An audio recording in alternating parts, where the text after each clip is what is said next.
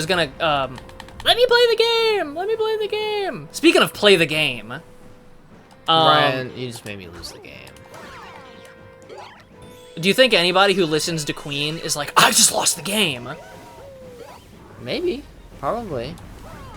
Do you know what I'm referencing? There's a Queen song called The Game.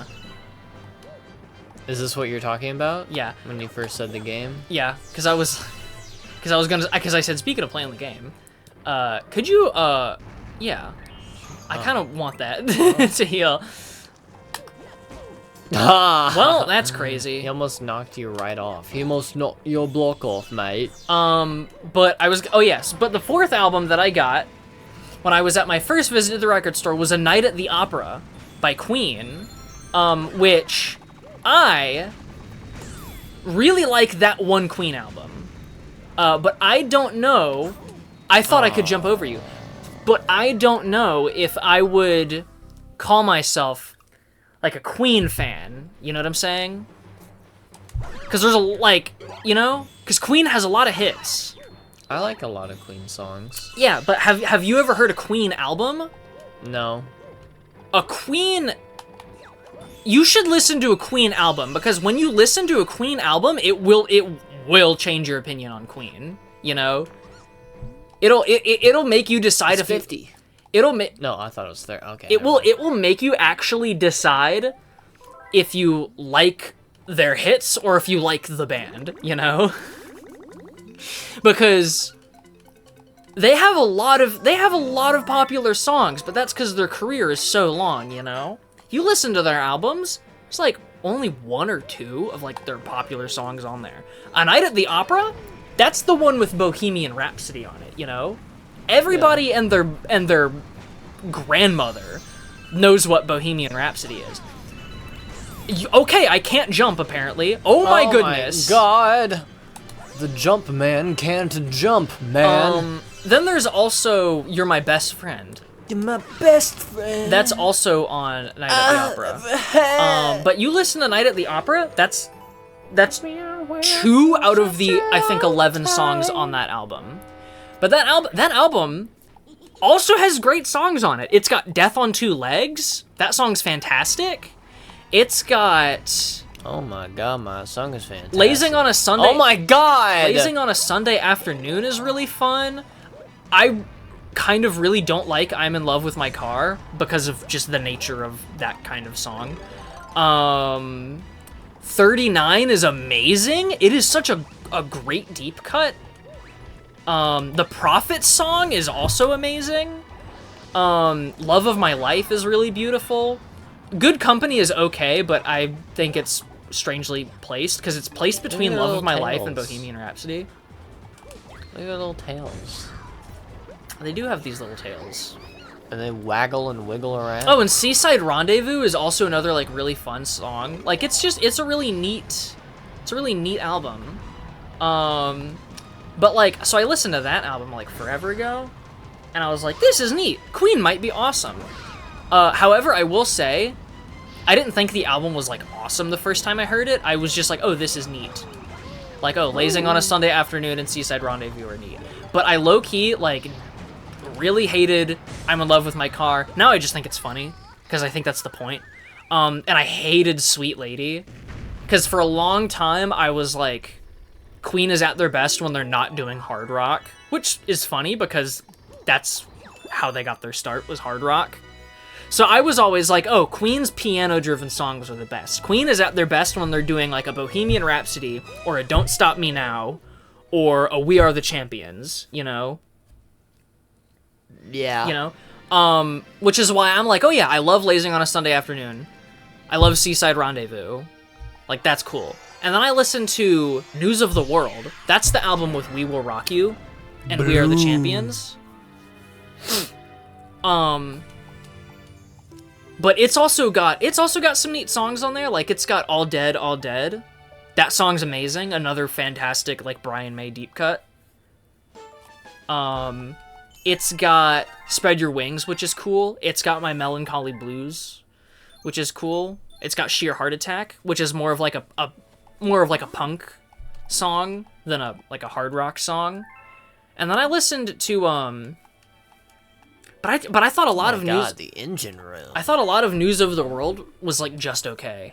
And then I listened to, and again, this is all years ago. And then like a couple years ago, I listened to Sheer Heart Attack, which is the one with the album Sheer Heart Attack. Which I say that because they do have a song called Sheer Heart Attack, but it's not on the album Sheer Heart Attack. It was going to be, but they didn't finish it in time. So it ended up being News on the World. And then I listened to Sheer Heart Attack, which is neat. That's the one with Killer Queen. Killer Queen is the best song on there, and it's like no contest, you know? This is the bedroom? Yeah. Oh, welcome to the bedroom, Bo. Are there any comments, actually? Oop. Let's get out of here. Let me, hold on, I want to see if there's any comments. And like, and there's a couple neat oh, can I not?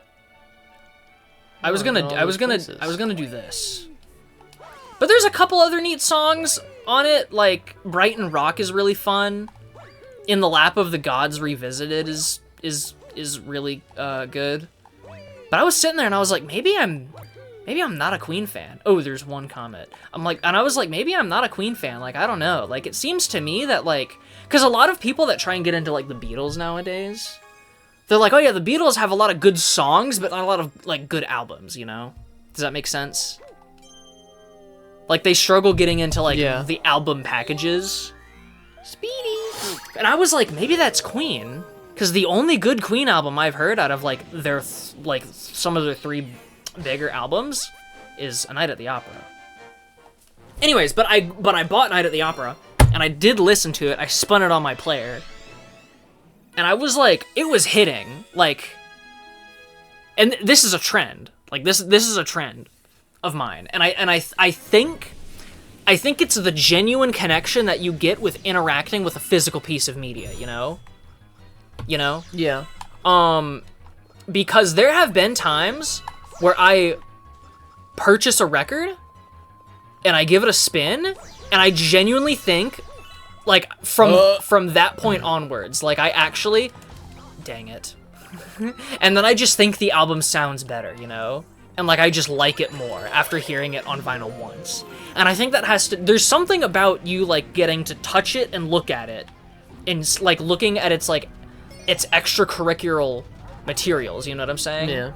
There's, like, some kind of connection that, can I get up, please? There's some kind of connection that's formed there that, like, really enhances the experience. Because that basically happened to me with Night at the Opera. And I was like, I liked the album, but now I, like, love the album. Now I think it's, like, actually amazing. So then I was like, let me try and get back into Queen. Like let me try again. And I did indeed like News of the World and the other one, Sheer Heart Attack, a lot more. I have to kill you. I liked them a lot more than I initially did. And then I listened to Day at the Races, which is like the pseudo-sister album to Night at the Opera. It's the one with Somebody to Love on it. And it's the one with Good Old Fashioned Lover Boy on it.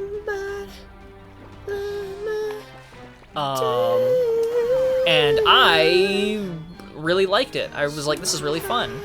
And then after that, I went backwards and I listened to their first 2 albums, Queen and Queen 2, which are kind of like black sheeps in the catalog. There's a second one? And shocker, this actually is a shocker. I actually like Queen 1 and 2 more than, like, most people.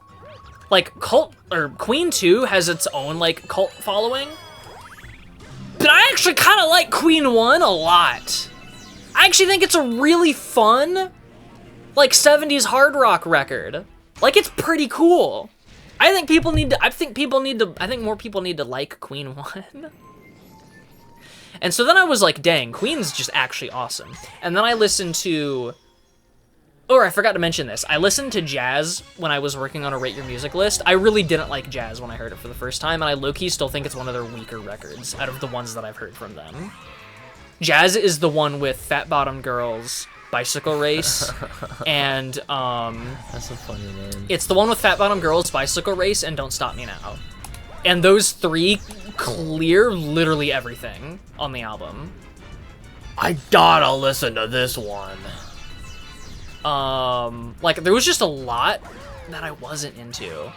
Obviously, now that I, like, have my Queen bias, I think the album's a lot better than I initially... Ah! He turned around! Oh my goodness! What am I supposed to do? Oh, no. What am I... No. What do you do in this scenario? What am I supposed to do? I have to assume long jumping slows me down. Am I supposed to just do this? Wait, I'm confused. I guess you're gonna catch up to him, I guess.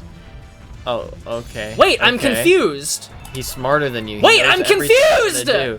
He knows everything you're gonna do, bro. Okay.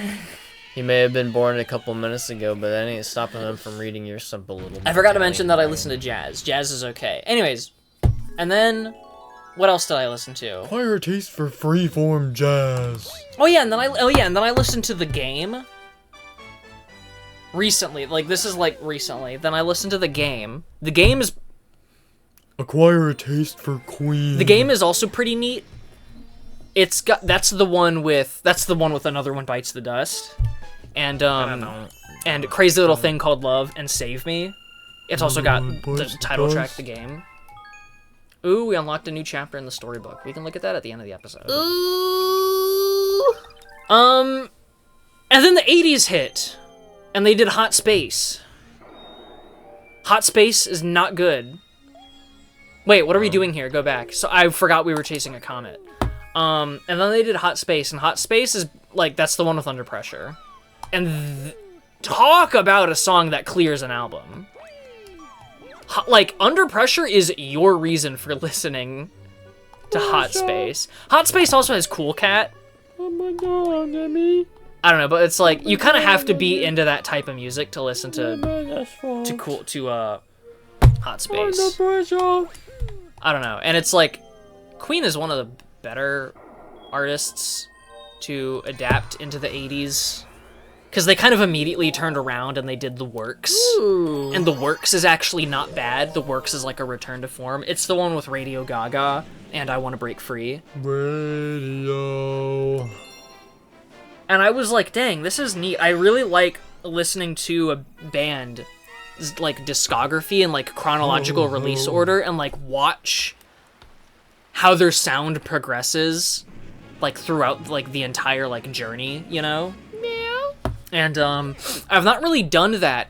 At least with Queen, it was not really chronological. It was like pseudo chronological. You know, like I started with like their two best albums and then kind of just listened to what I listened to out of either curiosity's sake or for like just because I had to like the only reason why I ever listened to jazz was just because I had to. This is so wistful. Because I was doing a how do I get off of it? I jump. Because there was a list that I was working on, where jazz was like one of the albums that I had to talk about. What's the game look like it's going sorry? I hit the there- jump button instead of the shake button. There he goes. I hit jump instead of shake. He fell forever. They will never find your body. But the only other band that I've really done that to, in like recent memory, was Yes. When I listened to Yes, and like going through their discography, outside of like, you know, listening to the best 3 albums by them, which basically everyone agrees is Close to the Edge, Fragile, and the Yes album, I listened to their whole discography, minus their most recent 2 albums, because they were not out yet when I was doing that. Wow, so many things. I listened to all their music like in chronological order, and that was a lot of fun. And I was like, I kind of want to do that. And that brings me to the second vinyl trip that I did, where I got 3 records, which were Plastic Ono Band by John Lennon, which is funny because I almost got it what's this way? Which I almost got the first time, but the one used copy they had there. Oh, so how do Alright. Alright. how do I do that? I think you got, bro. I think I got. I think they debated I me. think that's the end of the story. Um, Tale of a fool getting owned. where am I going? I'm going this way. Tale as old as time. I got oh yeah, I got Plastic Ono Band by John Lennon. That album's amazing. And then I got Let's Dance by David Bowie. I don't think he adapted to the 80s very well at all. I think Let's Dance is the only good album he did in the 80s. Scary Monsters doesn't count because he was kind of still in 70s mode when he made that album. I have to kill one Isn't of that a yous. dinosaur? Yes, that's a stand in part 7 of JoJo's is Scary Monsters, and it is a reference to that David Bowie album. I'm so smart. Dude, if I had my own YouTube channel, like, that would be a video idea. Like, showing you, like, all of the stuff that, like, gets referenced in JoJo's. How many times is Ryan gonna say, if I had a YouTube channel, and then not have a YouTube channel?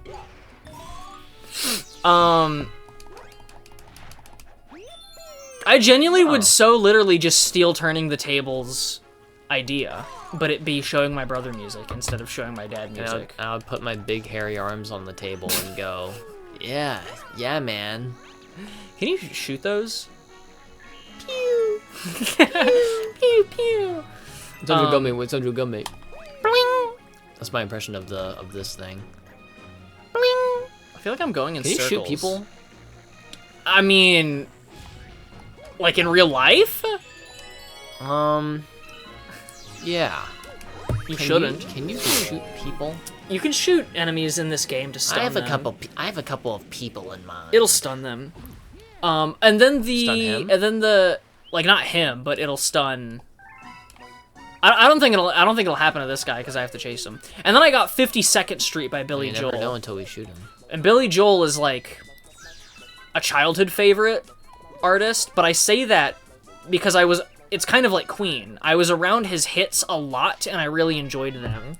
And years ago, I listened to The Stranger, which is the one with like Vienna moving out. Only the Good Die Young. So, whoa, what? Was totally not expecting that. Okay. Ant Gaming. Mole Gaming. Hole gaming. Hole Gaming. We mole up in here. What happens if I go this way? I can't. Dig it on. And then 52nd Street is the one with Dig it on. It's the one with My Life and Big Shot and Zanzibar. Anyways, but I got 52nd Street, which I like The Stranger more than 52nd Street, but I still think 52nd Street's a good album, and I was like, hey, that's another idea. I should finish up Billy Joel's discography, because like Queen, he's another artist that I've been around, like, forever. That I've been around for forever, and just never, like, actually listened to his albums. So then, like, the past couple days, I've been going through Billy Joel's music, and I don't actually know if I like his grander discography. Which is really funny to say. I don't know if we have time for another star. Well, I don't know, man. I want to look at it. And see if, because I said I wanted to look at the new chapter. Because we unlocked a new book chapter. Oh, I did not notice that. Oh yeah, I said we'll do it at the end of the episode. Dirty Tricks of Major Burrows. This is fighting the giant mole guy, I think. Buzz battle. Apples. Apples in the. We the could sky. do this, but the episode would be like 25 minutes. Is that okay? Yeah, I don't care. All right, I don't. it's your channel, bro. I'm just clearing stuff up with the boss. Hey man, can I get the next 5 weeks off? Yeah, dog. Yeah, dog. Cause we're chill like that. Yeah, dog. Over at corporation.gov. But yeah, I don't know if I like Billy Joel's like actual discography that much. Somebody on Rate Your Music, I read a review. Oh, I'm dead. Ooh. I read a review of his album Turnstiles on Rate Your Music. It was a negative review. And they pointed out that one of their problems with Billy Joel, because it was someone who doesn't like Billy Joel reviewing that album. They said that one of their problems with Billy Joel is that he is a pastiche songwriter. Wyatt, do you know what that is? No. A pastiche is when you write a song in the style of another artist. I missed that again, and I can't go back. I'm holding down, and it won't let me go back. It's one of the things that Weird Al does. So you know how Weird Al does parodies? Another thing he also does is pastiches, which is not him parodying another artist, it's him trying to write an original song in the style of another artist. That's interesting. But I heard that Rate Your Music guy say that Billy Joel is like a pastiche songwriter, because a lot of what Billy Joel writes is stuff that is in the style. Why are you doing it twice?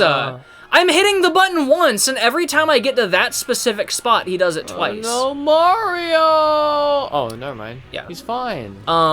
That Billy Joel writes music a lot in the style of his influences, rather than in his own style. Because a lot of people don't like... There's a lot of people that are like... They struggle trying to get into Billy Joel because, like, his music is, like, really safe. And they're just uninterested in his music, and they're uninterested in, like, soft rock, and I don't really care about that. Yeah. But one thing that I have noticed, even since a kid, about Billy Joel is that the style that he writes in is very inconsistent in a way that doesn't make sense, you know? Yeah. Queen can absolutely get away with it, because that's, like, they've always been doing that, you know? Like, their first two albums are, like fantasy, like, hard rock albums, and then, like, they expand their sound little by little to by the time that where you get Tonight at the Opera, it's, like, they're just this grand, like, pop, hard rock, like, piano, like, band, you know? And then, obviously, they hit the 80s, and then they do some more, like, synth stuff. But it makes sense, but Billy Joel, like, from album 1, is, like, you get about 5 different genres on Cold Spring Harbor that I don't think mesh really well together. I assume I have to... Oh, wait. Do I just have to ground pound him to, like, stun him? I think he's, like, way faster than you. I think you're getting absolutely smoked. Yeah, then let me go the opposite way. Let us go the opposite way. Lettuce. This YouTube video is brought to you by Lettuce. Eat your greens, everybody, or else I'll become really mean. And green at the same time. Yeah, you just got Gerba. See, that's just coincidental. Ugh. Ka-chow. Because every time that I've, like, killed one of those things, it was because I was ground pounding, like, the stone slab. I like how this rock is in the shape of a squirmy wormy. It's a question mark, I think. But it could be a squirmy wormy. I would prefer a squirmy wormy. That might be a bonus star. If we actually grab that. That might be what that is. Look at these... Oh, wow. Okay. I'm uncomfortable now. But, whoa, Mario. But what I was gonna say is, Cold Spring Harbor is inconsistent, but it's honestly, like, his most genuine album, I think. Like, it's okay. Like, I kind of like it. It's really endearing. It's such a long one. And it has a nocturne. Like, it straight up just has... Like, he literally writes, like, a Chopin nocturne. And as a classical music guy as well, I'm like, that's neat.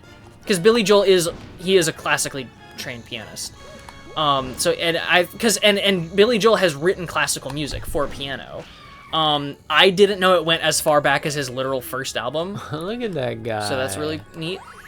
He's so happy and jolly. I'm so glad that we stabbed him with 5, maybe 6 stakes. And then to see his face. The Piano Man album, which is the one with Piano Man, that album's actually... Please! Dang it. That album is actually also pretty good. I do like that one a lot. It's got a lot of great songs on it. What's his third album called? Bunny in Peril. Sunset Serenade, I think? Or something like that. That album's low-key, like, whatever. I don't know.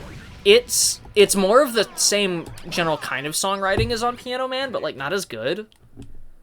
That feel when the album is whatever. Yeah, like the album really just is whatever. And then after that is Turnstiles. Turnstiles pretty good. Then you get The Stranger, which is amazing, and then you get 52nd Street, which is amazing. And all of the snippets of music I've heard past 52nd Street, like, scare me? Because, like, I know Glass Houses. That feeling when the music scare you. Glass Houses is the album with... That's literally the one from 1980. It's the one with, It's Still Rock and Roll to Me, and You May Be Right, which are both Billy Joel songs that even as a kid I never really cared for. And then some of the production that you hear on, like, The Nylon Curtain and Innocent Man makes me be like, I don't know if I want to listen to these. So it's making me go, like... Dang, maybe I'm, like, not into Billy Joel. Mario has such a powerful funny. ass. He does, bro. It shakes planets and wakes up moles. That thing does not squish when you squeeze at it. That's probably the toughest ass ever. Mario is not taking it from the back. Kataluma holding Mario, like that one picture that people keep drawing characters over where it's like you're hugging the other person but their Yeah. big ass is in your hands. Me and who? Me and Mario. Me and Mario Me and Mario. Sonic and Mario. at the Olympic Games. Put on the gif of Mario and Sonic making out. Yes, bro. Yes.